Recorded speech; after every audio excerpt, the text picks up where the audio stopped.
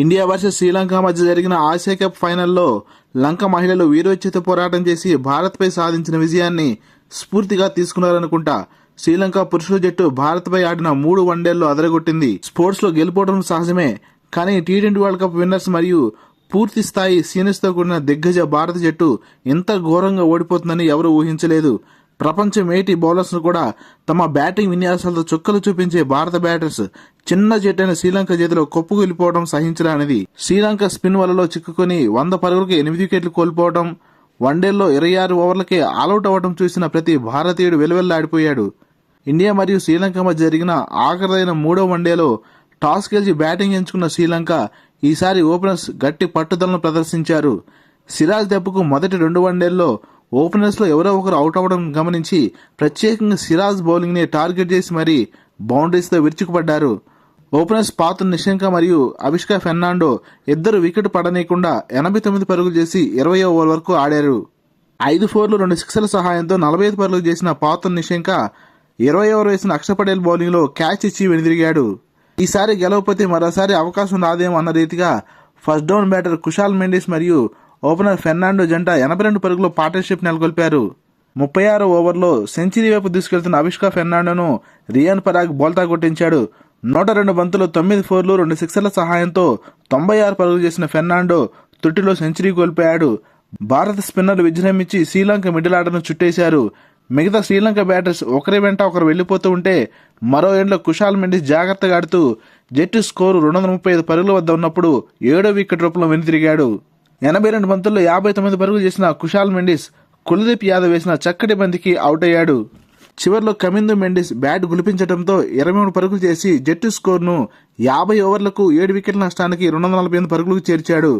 భారత బౌలర్స్ లో రియాన్ పరాగ్ 3 వికెట్లు తీసి రాణించాడు. చేజింగ్ లో ఎప్పటిలాగే హిట్ మ్యాన్ రోహిత్ ధనాధన్ బ్యాటింగ్ తో రెచ్చిపోయి ఆడాడు.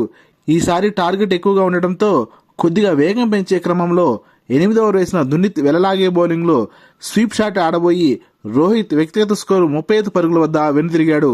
ఇక అంతే, మిగతా బ్యాటర్స్ అందరూ రోహిత్ వెంబడి ఒకరి తర్వాత ఒకరు పెవలించేరారు.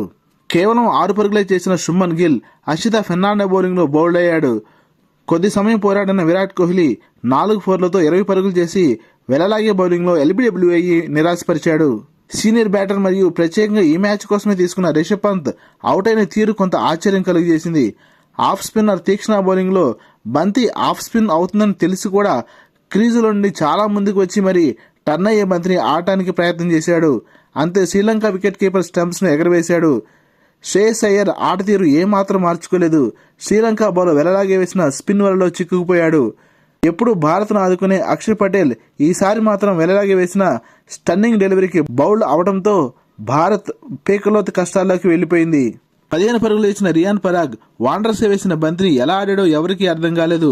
నేరుగా వికెట్లని టార్గెట్ చేస్తూ వస్తున్న బంతిని రియాన్ పరాగ్ కనీసం డిఫెన్స్ కూడా ఆడకుండా ఎటువంటి మూమెంట్ లేకుండా వదిలివేశాడు. అంతే, క్లీన్ బౌల్డ్ అయ్యి భారత ఆశలను నీరుగార్చాడు. ఇక శివం దుబే వాండర్సే మాయకు ఎల్బీడబ్ల్యూగా పెవలించేరాడు. 18 ఓవర్లలో 101 పరుగులకు 8 వికెట్లు కోల్పోవడం అపార అనుభవం భారత జట్టు జీర్ణించుకోలేకపోయింది. చివర్లో ఆల్రౌండర్ వాషింగ్టన్ సుందర్ బ్యాట్ కు పని చెప్పడంతో 3 సిక్సర్లు 2 ఫోర్లతో 30 పరుగులు సాధించడంతో భారత్ కొంత ఊపిరి పీల్చుకుంది. శ్రీలంక ప్లేయర్స్ ఫీల్డింగ్ లో కూడా చాలా డెడికేట్ గా కనిపించారు. 9 వికెట్లు తీసిన స్పిన్నర్స్ దెబ్బకు ఇండియా 27 ఓవర్లోపే 138 పరుగులకు ఆల్అౌట్ అయ్యి 110 పరుగుల భారీ తేడాతో ఓడి ఘోర పరాజయాన్ని మూటగట్టుకుంది. దునిత్ వెలలాగే 5 వికెట్లు తీసి శ్రీలంక విజయంలో కీలక పాత్ర పోషించాడు. తీక్షణ 2 వికెట్లు మరియు వాండర్సే 2 వికెట్లు తీసి రాణించడంతో 27 సంవత్సరాల సుదీర్ఘ విరామం తర్వాత శ్రీలంక భారత్ను స్వీప్ చేసి మరీ వన్డే సిరీస్ ను గెలుచుకుంది. ప్లేయర్ ఆఫ్ ది మ్యాచ్ అవార్డును అవిష్కా ఫెర్నాండో గెలుచుకున్నాడు. ప్లేయర్ ఆఫ్ ది సిరీస్ గా దునిత్ వెలలాగే నిలబడ్డాడు. ఈ వీడియోను లైక్ చేసి ఛానల్ సబ్స్క్రైబ్ చేస్తారని ఆశిస్తున్నాం. Thank you for watching.